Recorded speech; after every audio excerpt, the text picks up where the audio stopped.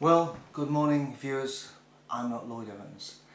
As you can tell, a significant day for me today. Yes, I think this might give the game away, or probably the title in the video actually, but don't look at me. Yes, today I turn 60. I've got a couple of things here, just in case I forgot, and also in case I forgot. But I also got a nice pair of Apple AirPods Pro. So I've seen these people wearing these before, where they have these little headphones in there, and I thought, how do they work? Where's the wires? It's all done to obviously Bluetooth, so very nice present. Yeah. So anyway, let's take these off. Don't know why I'm wearing them. It's actually the sunglasses. So yeah, 60. Significant event in anybody's life, especially when there's like many people, friends and relatives who never even made this age. So to actually make 60 is quite amazing. And yeah, bizarre, because I can reflect on not being a witness in 60, and today would not just be another insignificant day. It's really odd, as you know, with Jehovah's Witnesses, when it's the birth of your child, everybody in the congregation goes absolutely overboard with joy on the actual birthday. On the actual birthday, presents galore, cards, you name it. But 1 year later, on the celebration of that special moment for both your child and you as parents or grandparents, it's to be ignored, and that's what happened. And of course, I remember one birthday I had. I actually, it was only later on in the day it went, oh my God, it's my birthday today. That's how it pans out, as you know, if you're a Jehovah's Witness. However, my 60th birthday today, I'm actually going to be working, doing some painting, and then doing a bit of gardening, and then getting the stuff together to make a paella, because I actually have having a small group of friends are going to celebrate my birthday. Not a big do, just a small do with about 8 of us in my old neighbour's house. Yeah, I just thought, you know, how different things would have been if I'd been a witness. Today would be just a day like any others, and I'm so glad that I've actually managed to make the break from being witnesses, because if I think about what I've been able to achieve over the past 23 years since I've been out with witnesses, if I was still a witness, I wouldn't have been able to do half the things I've done. I wouldn't have travelled to all the places that we've gone to. As you know, if you're Jehovah's Witness, if there's an event on a meeting night, it's frowned upon if you go to them. And maybe by now I might have been an elder, and yeah, to miss a meeting because you've gone to see somebody in concert and you've gone to associate with worldly people on a meeting night, you know, you could have ended up in trouble. And your weekends are always gone, because of course field service Saturday morning, meeting Sunday, well I say field service, it's standing around ignoring everybody service, the silent witness service, Sunday afternoon, and that's it really. And by the time you get home, if you wanted to go anywhere for the day, most of your day's gone. And luckily we as a family managed to go and see so many places all over Scotland over weekends. We've never been able to do it if we're still Jehovah's Witnesses, not a chance. And even going to New Zealand, we went for 3 weeks only because we were fans of Lord of the Rings and we wanted to go and see where the films were made. If we were still Jehovah's Witnesses, we probably would not gone to New Zealand, because of course a lot of witnesses don't watch the Lord of the Rings films, because of course it features goblins and elves and wizards and, you know, sort of evil characters in it. So a lot of them, it's frowned upon to watch that too. And even when we went to Canada for 3 weeks, you know, to actually for an elder to imagine, what, you're going away, brother?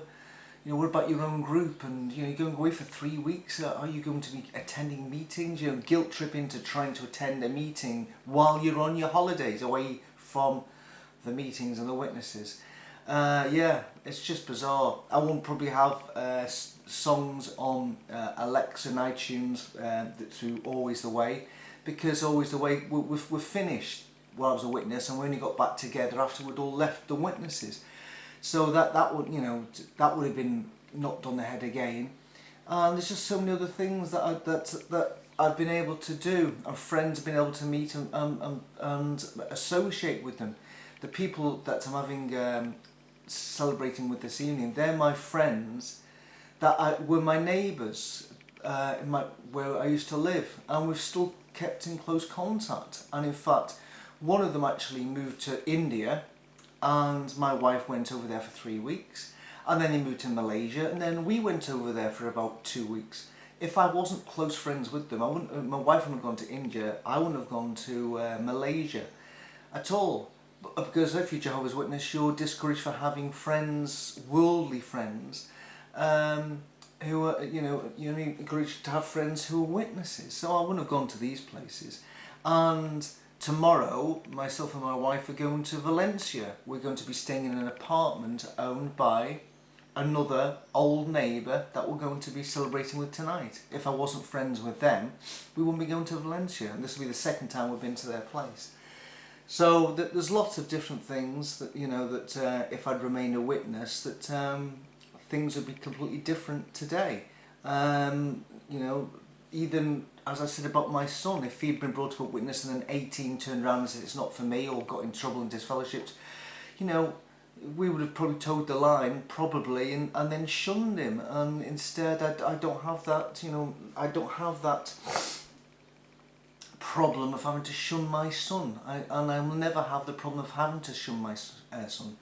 And one of the biggest things I reflect on is this whole thing where the cognitive dissonance has to kick in, because so many times as you're a witness you realise this doesn't make any sense, and you have to try to sort it, scramble it out in your own mind to say, yeah, I can justify this change of thought by thinking this way and that way and the other way. I don't have that conflict. I no longer have the conflict about why Armageddon didn't come during the generation that's 1914. I don't have that conflict, and yet every Jehovah's Witness who was around at my time who's still in it must still be thinking to themselves, you know what, this doesn't make any sense. But I've been, if I'd stayed in the witnesses, I would have been there now, about 52 years.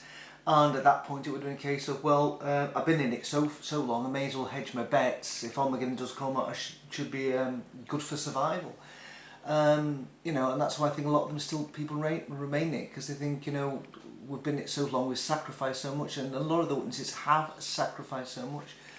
And yeah, obviously I sacrificed a lot of my early life to them, but those sacrifices stopped 23 years ago, and therefore I'm trying to get as much out of this life as I possibly can, and with hopefully the end of COVID as we know it, hopefully I can get to travel about a little bit more again, and maybe get a better job. That'd be nice.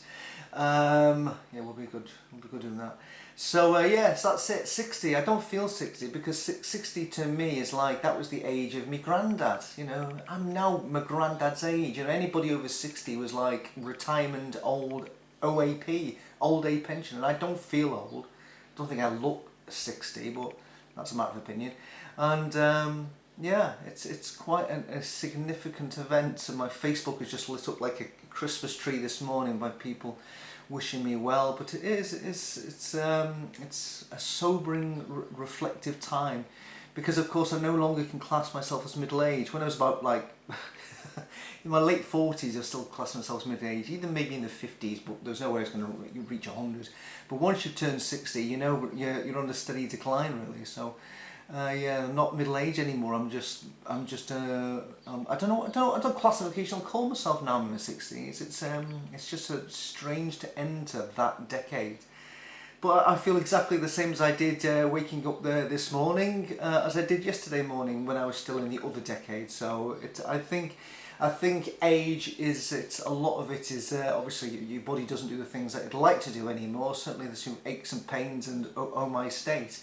But I still feel I've got a lot to give, and a lot of places I still want to visit. So I think it's some people do get way too old before their lifetime, and hopefully I'm fighting against that. I'm going to be dragged tooth and nail through the next decades till turn 70. And I actually remember turning 50, and it feels like yesterday. So That's a little bit of a worry, but right, better make the most of the time I've got left while I've still got it. So anyway, that's it. You're going to not hear from me for quite a while now because I'm going to Valencia tomorrow.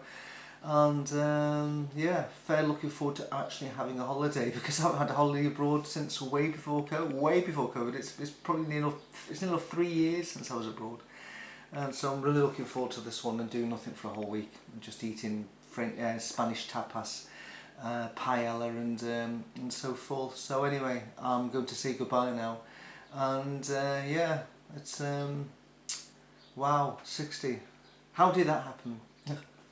I don't know. Anyway, enjoy your day. I'm going to start off doing stuff now. Anyway, see you later. See you whenever I see you. Bye bye.